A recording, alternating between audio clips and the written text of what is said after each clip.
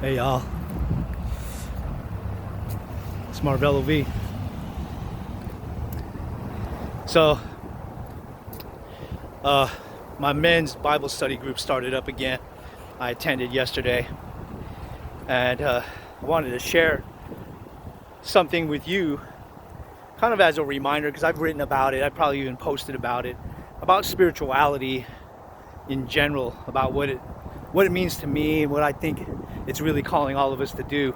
Give you a little background about why this story is coming out. Is so there was about 7 of us, and and as all gatherings of men go, there's always usually some kind of push and pull about who's the alpha and which ones are going to be tougher than another. But we're supposed to have this spiritual I guess feeling about our group. But still, we're men, we're human, and all that stuff is going to come out, and it didn't come out in a bad way. What was shared in the group a lot was like, could I as a man still follow the Lord if something were to happen to my loved ones, specifically my kids or my spouse, and there were more than a few of us, and myself included, that said, what, if it came right down to it, I'm sorry, Lord, but someone's going to get hurt, maybe even killed, if they were to come after my loved ones. Just no question asked. I made a joke about, hopefully there's purgatory and I could, deal with it then, ask God for forgiveness and be like, man, I know we're not supposed to kill, we're not supposed to murder, Lord, and we're supposed to forgive, but this dude or this person was coming after my family, my loved ones.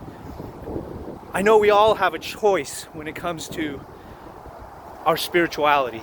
What are we doing with it, right?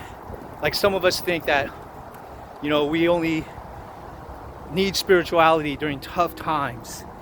But in our men's group, one thing that's always been consistent is that we recognize we need it all the time. And that's the point of me sharing this with you, is that, spirituality isn't just about those moments that are hard for us. It's really about continually refining ourselves so that we become more spiritual, we become more loving. In other words, it's a practice. It's not just an idea that kind of sits in our mind when we feel like tapping into it.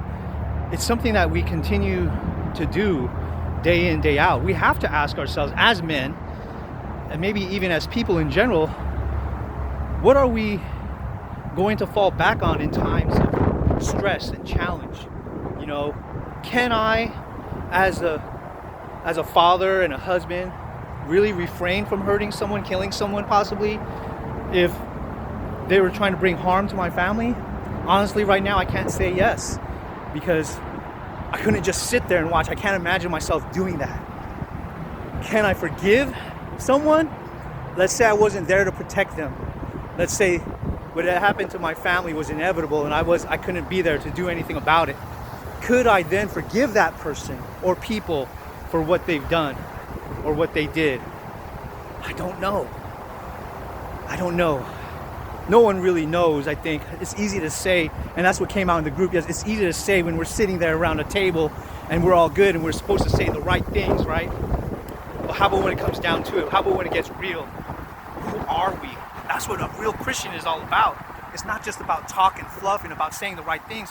It's about really being a loving person, really choosing God's ways no matter what, no matter how hard it is.